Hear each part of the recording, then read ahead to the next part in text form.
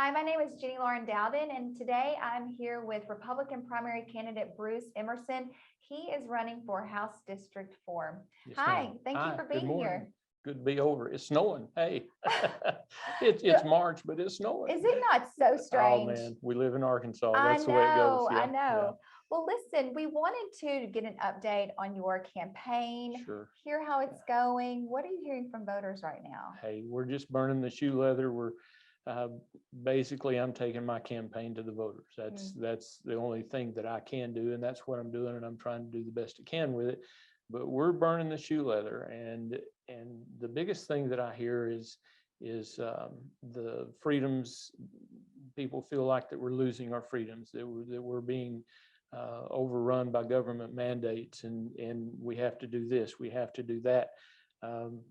People have a wall when it comes up when people start telling them, well, you have to do this, you have to do that, and then people don't like being told what to do. And so there's that aspect of it. But the biggest thing I hear on the campaign trail is taxes have got out of hand. There's so much money down there that needs to come back to the counties, that needs to come back to the people. Government is outspent, outgrown, and just has grown exponentially, and people are ready for change, and that's what I'm hearing, and it's time to change. It's time to change. Most recently, our Arkansas legislature passed a bill during the fiscal session. They said that this was the largest tax cut that they have ever passed.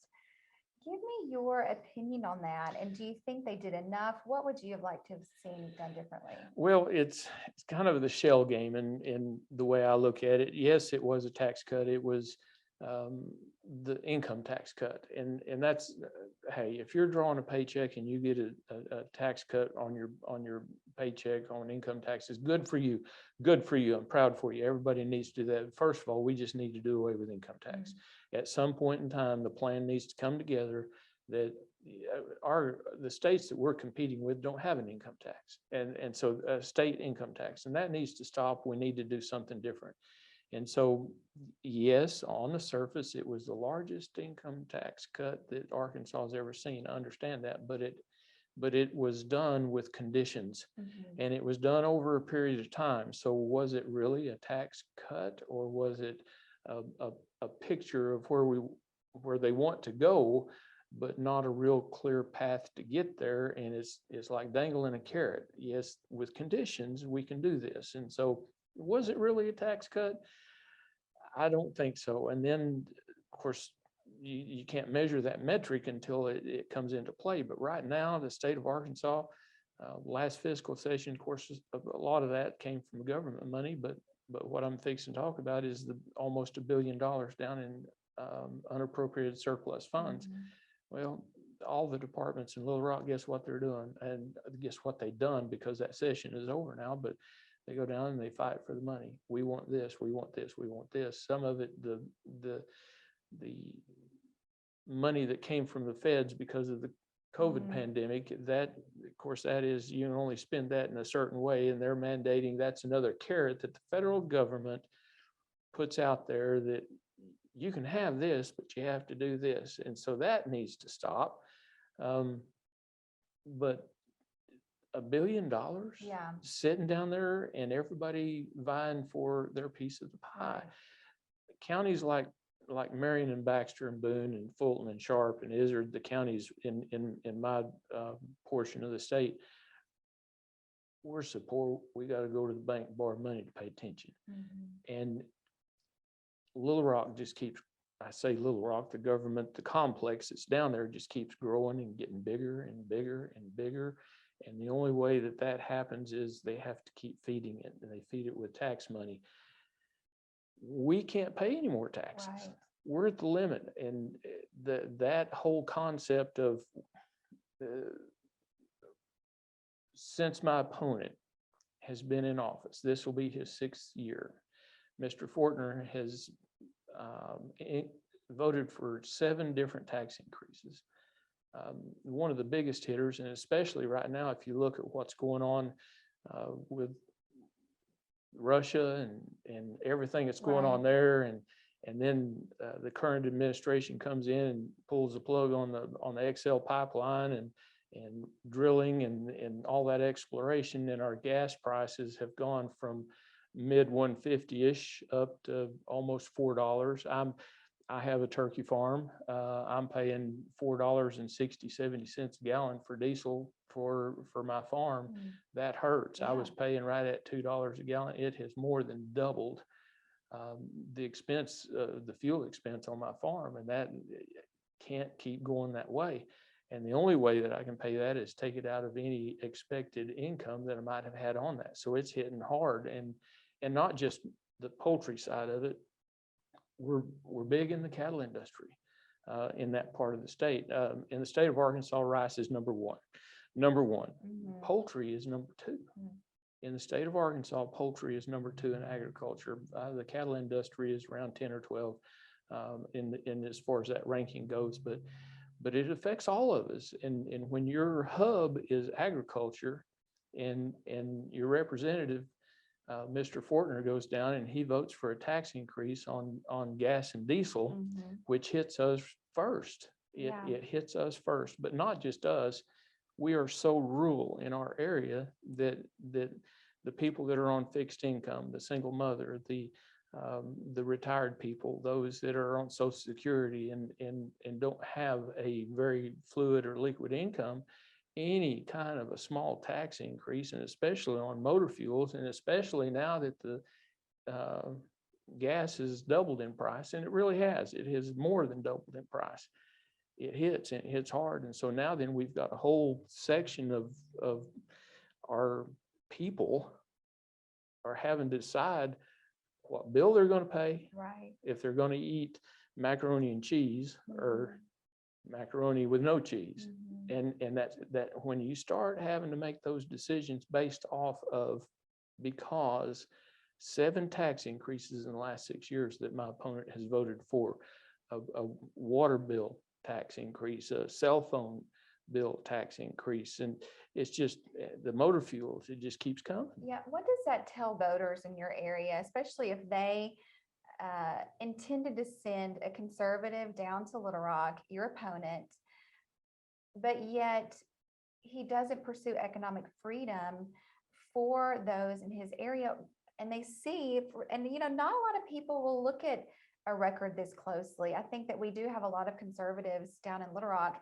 They are very good about promoting and voting on social issues, but when it comes to economic issues, they rationalize why they vote for tax increases. What does that tell the voter in your area when they look at his record and they see, tax hike and vote over and over again? Right. The first thing is most people are not the political junkies like I am. I look at those things and I pay attention to those things. The sad part is legislators that go down and vote that way do not relate that vote back to their districts. I can promise you, well, I'm going to take that back. I'm not going to go down that road like that, but I can almost guarantee you that Mr. Fortner didn't bring his voting record on tax increases back to the people. And so the people are mostly unaware of the fiscal, searching for the word, disproportionate, not being responsible with the lack of accountability. There you go. That's the word, lack of accountability. It's just not there. When you go down your conservatism, if you take the root word of conservative, it's conserve. And what does that mean? It means to protect and preserve. And nothing has been protected or preserved. It has grown and increased exponentially. And government has a built-in 2% increase. Don't even question it. Government has a built-in 2% increase in the fiscal responsibilities they have. But this last session, they went down, and the projection was to increase government 3.3%, and they cut it back to 0.3% to 3%, and they made that a big score. Look at what we did. It wasn't 3.3; it was just 3. But if you have a 2% automatic increase, why did we increase an additional 3% there? Why didn't we cut 2%? Why didn't we cut instead of grow? And year after year after year, it continues to grow. Well, let's talk about, you mentioned to protect and preserve. I think Yes. over the Yes. past 2 years, a lot of conservatives felt as though their leaders were not protecting and preserving their individual liberties and rights. We saw that during the pandemic. Your opponent also, surprisingly, maybe to those, they would find that he actually sided with Governor Hutchinson in not returning those fines, COVID fines, back to businesses. And he also sided with, I think a lot of people would say, big corporations and the establishment regarding the vaccine mandates. How does that, again, translate to your district, to your voters? Is that something that they support there? No, there are, by and large, no. There are some that do support vaccines. They think they're absolutely necessary. There are those that are still wearing masks. They double mask, triple mask, and those those people are there, and I support their decision. Sure. That's their decision, and there's a loan to make, but it's not one size fits all legislation, and that's what happened there. And Mr. Fortner supports that, and you're right. It's the establishment and it's the big corporations that mandate from the vaccine the mandate for the vaccines and wearing the masks and all that. Think back of when this started. Who took care of us at the start? It was the medical profession. It was the nurses. It was the people on the front lines that protected us and helped us and got us through the most trying time in our life. Nothing was said to them at the time about vaccines, or they wore PPE and they done what they needed to do, but we trust the medical profession to take care of us in our most vulnerable state, and they did that. But now then, if you don't have that piece of paper and that permission slip that I've been vaccinated, I've been boosted and vaccinated again and boosted and boosted, all right? So if you don't have that, doesn't matter if you protected us and done your job before, but now then, we don't trust you anymore. You've got to have this piece of paper before you can get a job or keep your job. And Mr. Fortner voted for that. Yeah. That personal freedom, that freedom of our medical history that HIPAA laws protect. We have a federal HIPAA law that protects our freedom and our medical information. And that just got voted away. It just got voted away. Mr. Fortner ran on liberty and freedom, and he just voted every bit of what he ran on. He just voted it away. He just voted it away. Voters are looking at the ballot. They see your name, your opponent's name. Both of you have an R beside your name. What would you tell that voter? What makes you different? And why should they vote for you? Well, I want to, of everything that we just talked about, the two things that stick out is the federal government bringing in with their carrot and dangling it in front. If you do this, then you get this. Or the government will come in and say, you have to do this. There was a Senate bill last session, Senate Bill 298, and it was named the State Sovereignty Act. And it there's a gun group out there that on Facebook, Gun Owners of Arkansas, 24,000, 25,000 plus on that page now. And I've got their full endorsement. I don't know Jack is even on that page, but I've got their full endorsement. And they're the ones that actually presented that Senate Bill 298, the State Sovereignty Act. And so it was primarily bolstering our gun rights to be able to tell the federal government, we've got this, go back to Washington, D.C., we don't need you here. But that State Sovereignty Act would have enabled us to with our health freedoms and our educational issues and the taxation and that the whole realm of federal government interference. Senate Bill 298, the State Sovereignty Act, we've already got Amendment number 10, 9 and 10, right? We've already got those, but this Senate bill would have enabled the state to say, guys, go back to Washington, D.C., you got more on your plate than you can handle. You let Arkansas take care of Arkansas. And so I want to bring that Senate bill back up. I want to do whatever it is that we need to do to bring that Senate bill back up, make it better, make it stronger, make it more palatable, to be able to come out of committee. And Mr. Fortner voted against that. I want to bring that back up, and I want it voted on. I want that enacted. Excuse me. I think I've talked to representatives across the northern part of the state and down 2 layers deep county-wise. There is a strong desire to start cutting government. There is a strong desire. Last fiscal session, when the budget was presented, there was only 1 no vote. There was only one. Government, cost of government increased 3%. That's too much. It takes Arkansas more money to operate our government than any other dozen comparative states that we have. That tells me there's a problem in operation of government, and it needs to be brought down a notch or 2.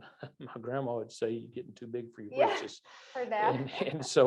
And so I think that's where we are in Little Rock. They're getting too big for the britches. But the legislators that are currently there and the ones that are up for election, like myself, have a palate to be able to go down and put together a coalition and say, no, it's too much. You're running a too much money, a champagne appetite on a beer budget. That's another one of my granny's favorite sayings. She had a bunch of them. But you know, we can't act like a New York state. We can't act like a California state. I don't think we want to, though. And so we need them to. And Chicago, we don't want that here. People are moving here because of our wholesomeness, because of who we are in the state of Arkansas. Don't bring California here. Don't bring New York here. You came here for the beauty and for the natural resources and for who we are and our smallness. Did I just say a new word? Our smallness in the state of Arkansas. That's who we are. We don't need to be acting like somebody that we're not. Well, how can people get involved with your campaign? We can, of course, mention the website. Early voting is just a few weeks away. Are you ready? No, no. It's going to be here whether I'm ready or not, that's and that's so true. And that's for everybody.